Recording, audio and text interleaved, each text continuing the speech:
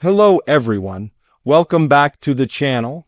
Today we're diving into a story that is as alarming as it is heartbreaking, a crisis unfolding quietly but powerfully across Iran, where nearly 10 million people now face the unthinkable, the very real possibility of running out of water.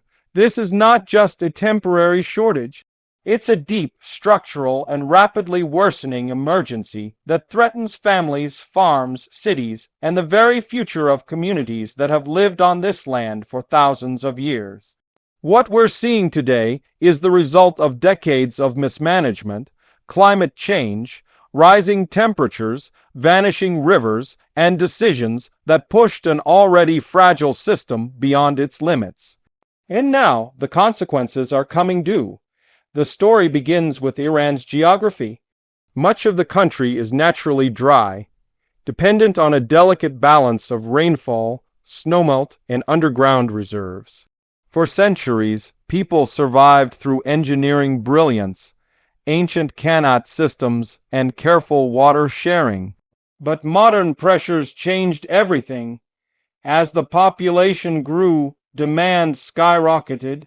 Agriculture expanded far beyond sustainable levels, using massive amounts of water for thirsty crops in places that could not support them.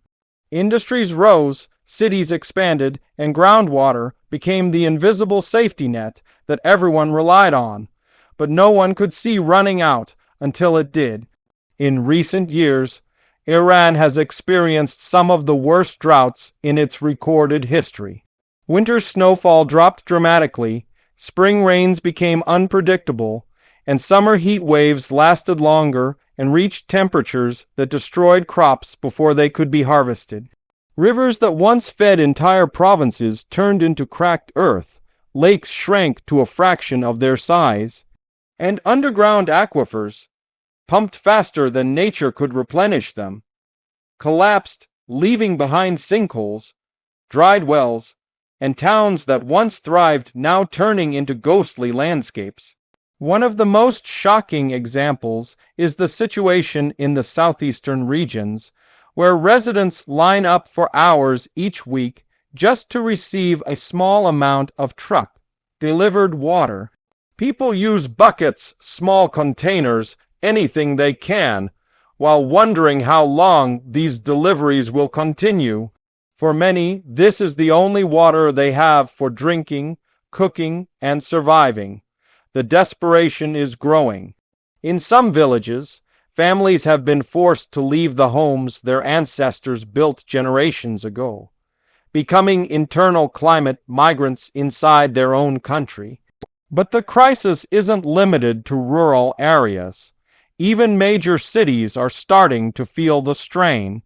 Tehran, Isfahan, Shiraz, and Mash have all reported falling reservoir levels and growing pressure on their water networks. Experts warn that if consumption continues at the current pace, parts of these cities could face controlled water shutdowns, something unimaginable a decade ago. Many citizens already complain of weak water pressure, sudden shortages, and unpredictable distribution schedules.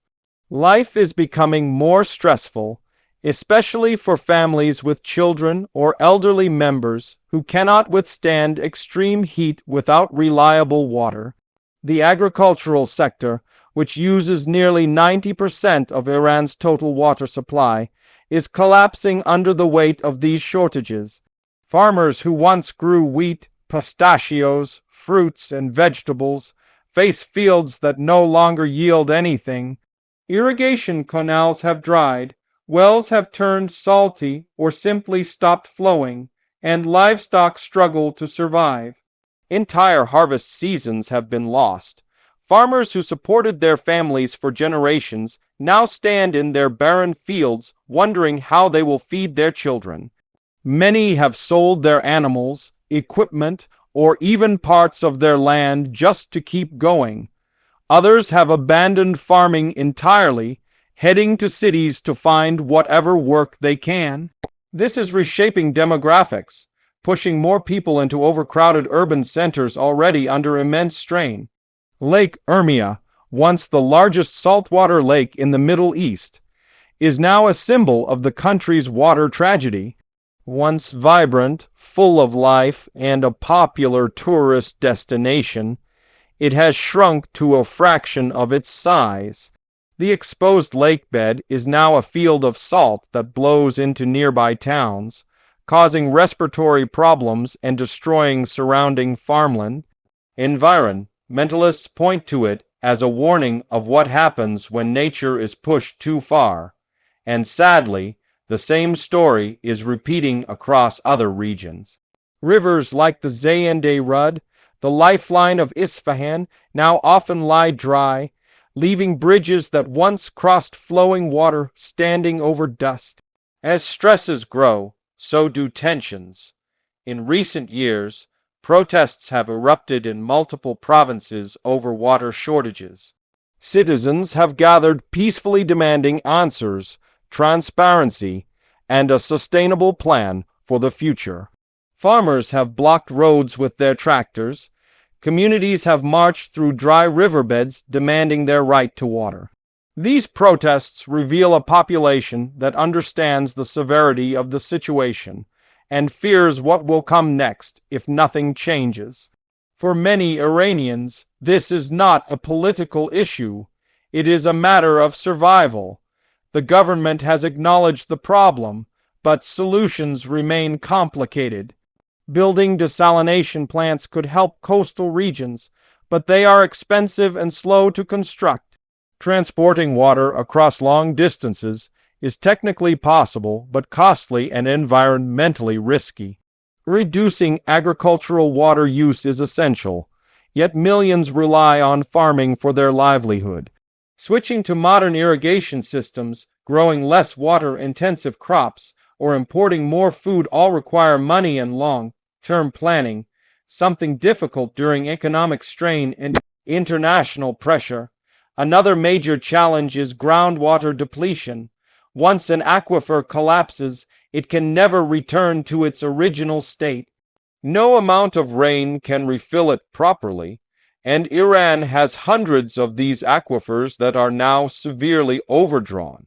Scientists warn that continuing to rely on them will lead to irreversible damage, creating permanent deserts where farms once stood. The clock is ticking, and the window for recovery is closing quickly. Climate change is accelerating everything.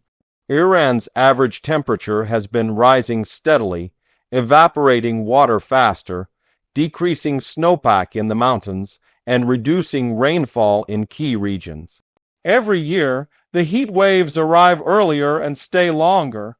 Experts fear that even the most aggressive conservation plans may struggle to keep up with the pace of environmental change. Without water, people cannot live, crops cannot grow, and industries cannot function. The country's future stability is directly tied to how it handles this crisis. But amid all this, there are stories of resilience and innovation. Some communities are reviving ancient water, saving techniques like qanats, which use gravity instead of pumps.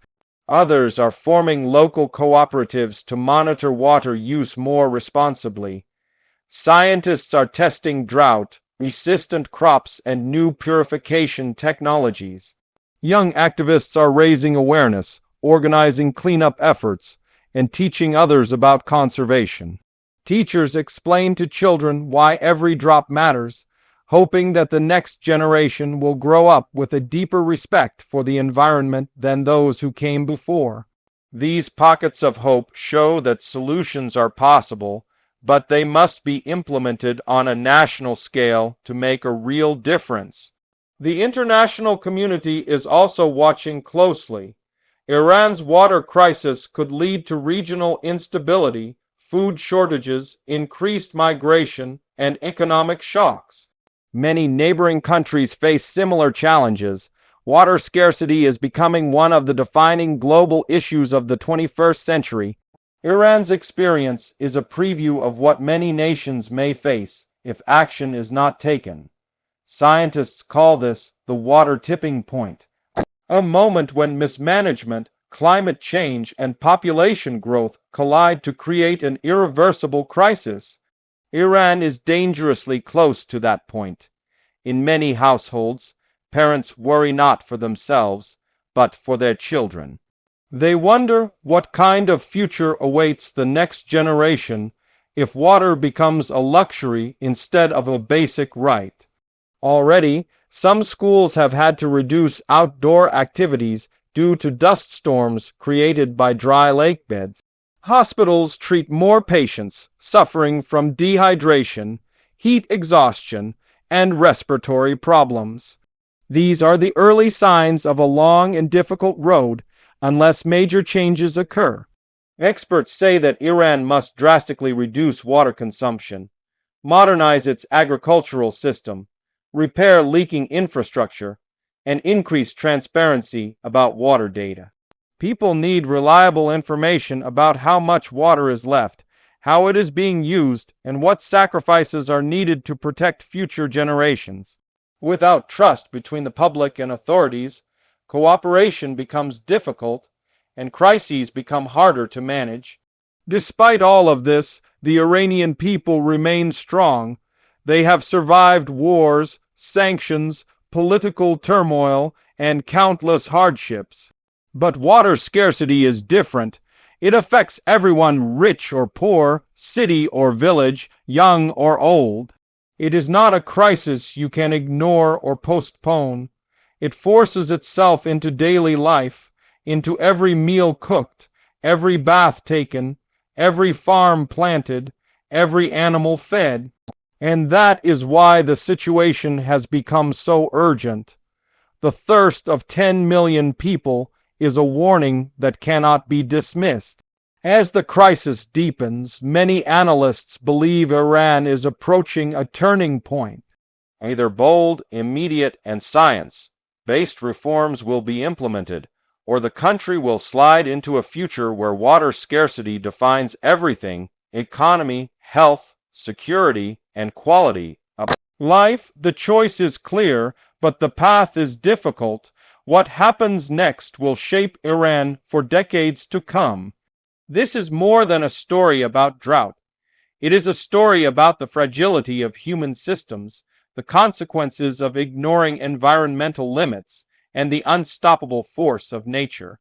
It reminds us that water is the foundation of life, and losing it threatens everything we depend on. Iran's crisis is tragic, but it is also a lesson for the world. If a nation with thousands of years of water wisdom can reach this breaking point, then no country is immune. As we watch the situation unfold, one thing becomes clear. The people of Iran need solutions, support, and urgent action. Their struggle is not just their own. It is part of a global challenge that will define our century. And the sooner we understand that, the better chance we have of preventing similar catastrophes elsewhere. Thank you for staying with us through this deep dive into one of the most pressing environmental crises of our time. If you found this video informative, don't forget to like, share, and subscribe. There is much more to uncover as we continue exploring the stories shaping our world today.